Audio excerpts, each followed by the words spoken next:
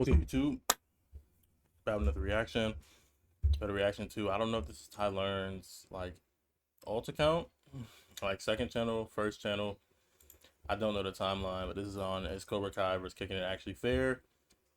It's interesting because we watched the video. It's Ty. We watched the video regarding this from another creator, so we're pretty much just kind of cross-referencing with our trusty sources here. And yeah, Discord comments link down in the description.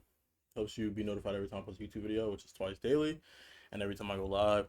It's also a great place for community. And yeah, we're just gonna get straight into it.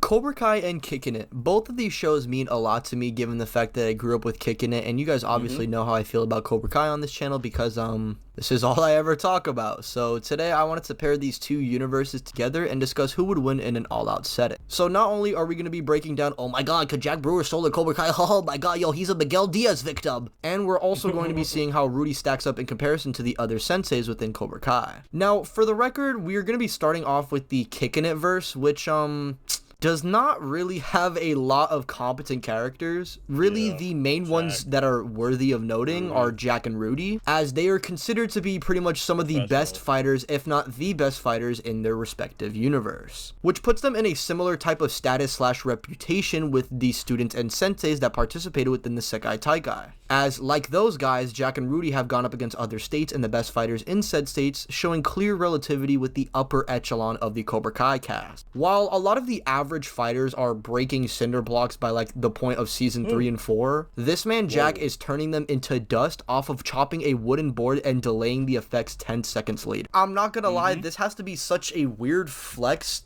Like, nobody in Cobra Kai could do this shit, bruh. However, aside from Jack and, like, Kim sometimes, because she's also really strong, but just not as strong as Jack, the other fighters are all honestly kind of ass. Like, the best one to know is maybe Jerry, who was like, what, an orange or a purple belt? All I know is that he definitely wasn't a black belt. Meaning, baseline, these guys are unironically Karate Kid 1 Cobra Kai goon victims, with Jack and Rudy substantially carrying the verse. Unlike in Cobra Kai, where the weaker characters, like Devin and Kenny, are somehow still competent enough to keep up with the stronger characters, like for example Tori and Jin. Characters like Eddie, Jerry, Milton, and even Kim to an extent are just not pulling feats off like this. Jack, aside from this, however, doesn't really have specific techniques that he utilizes, and we know his reputation was as low as a 3rd degree black belt. Rudy, of course, is his sensei, and he's able to pretty much anticipate the opponent's moves on the same type of timing as Miyagi-Do fighters. But like I said, aside from Rudy and Jack once again, the series doesn't really have many competent fighters within their main cast. And in terms of specific techniques, besides some flashy kicks and punches, I don't think Jack Brewer really has anything to know. He did have like special spy agent training, so I guess that's like another type of skill to his repertoire. But aside from this, there's really nothing else for me to go over, other than the fact that, oh my god, he has so much aura, bro. Oh my god, he walks so Miguel could run. Anywho, with Jack and Rudy now out of the way, let's move on to Cobra Kai, where unlike in Kickin' It, we have a lot of our fighters being not only top tier fighters within the world, but even our strongest fighters having access to multiple styles that they then combine into one said style. These styles follow as Miyagi-Do, taught by 2 different senseis, such as Daniel and Chosen, Cobra Kai, which is taught by 3 different senseis, not including Johnny Lawrence, and Eagle Fang Karate, of course, which is Johnny's karate. I know I mentioned Jack like breaking cinder blocks, and even some of the other cast members can break solid wooden boards, but the majority of fodder fighters within Cobra Kai can destroy cylinder blocks and bend metal pretty casually. The Cobra Kai feats are performed far earlier on in the series, and the only one in Kickin' It who really scales to this is Jack. As far as skill goes, even by early as season 2, these fighters can anticipate one's moves, negate your defense.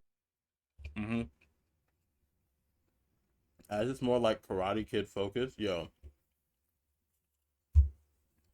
He looks normal. I knew somebody looked like him. Everybody looks so crazy in this freeze frame. Look at bro. It's hilarious. But yeah, it's more focused on martial arts and like the details of it. It's a show that is like dramatized, kind of like a drama,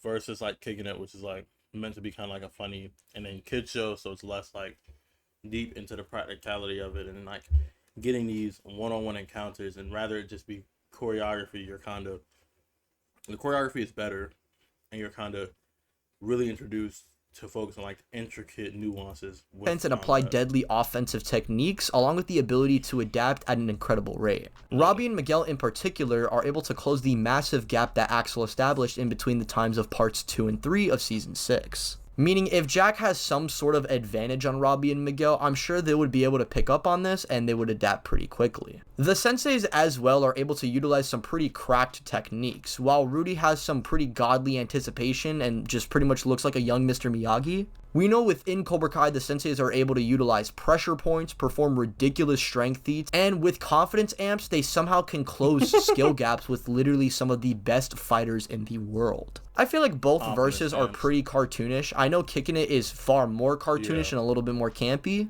but by the end of Cobra Kai, these kids somehow become the best of the best. But how do they stack up against Jack Brewer and his crew? I just realized I said crew like Jack was in One Piece, bro. Anywho, when comparing their striking power, I believe they're honestly pretty neck and neck. Jack is able to destroy the cinder blocks pretty casually, but the other characters massively upscale from Kyler, who is able to destroy multiple of these with his forehead. I think both feats kind of even each other out and put Jack in that tier with the top fighters, maybe even having an edge due to being older. However, in every other category, I believe Cobra Kai blows Kickin' It out of the water. Unlike in Kickin' It, they not only have enhanced reflexes in Cobra Kai with training that specifically enhances it, they are able to anticipate and predict your moves. That's what I'm saying. Like, they're training particular stats. It's like going piece by piece on the human aspect of like combat versus like Kicking It, where it's like we were martial artists and we kind of cover like the belts and stuff like that, but not necessarily particular forms. Episodes going on like where they learn the form, how they incorporate that into like their casual way of fighting. They don't really do that as much in Kicking It as they do moves, along with quickly adapting to whatever you throw at them. Jack is very strong and he's fought spy agents and things like that, and I definitely agree that Kickin' It is a lot more cartoonish than Cobra Kai, meaning I can see more people being inclined to believe that Kickin' It would beat up Cobra Kai, but in my opinion, I don't even think Jack beats the likes of Hawk, let alone Robbie, Miguel, or Axel in a one-on-one. And unfortunately for Rudy, the best feats in the series come from Jack and not Rudy himself, while the senseis are significantly stronger than their own students and massively upscale from them. Meaning, realistically, Johnny or like any of the competent senseis would probably kill Rudy in like 2 or 3 punches. And this is not even me exaggerating. Johnny has punched through concrete, bricks. These adults are cracked, bro. And the other fighters within the verse would just be light work too, considering they'd be fighting the likes of like Hawk, Dimitri, and Kenny, or aka the B team, who are still contending with the best of the best, unlike the Kickin' It crew. Again, I can see why Jack is portrayed to be much stronger than Cobra Kai, or why people are more inclined to believe that he is, but after the events of season Okay, I was about to say, yes, another channel?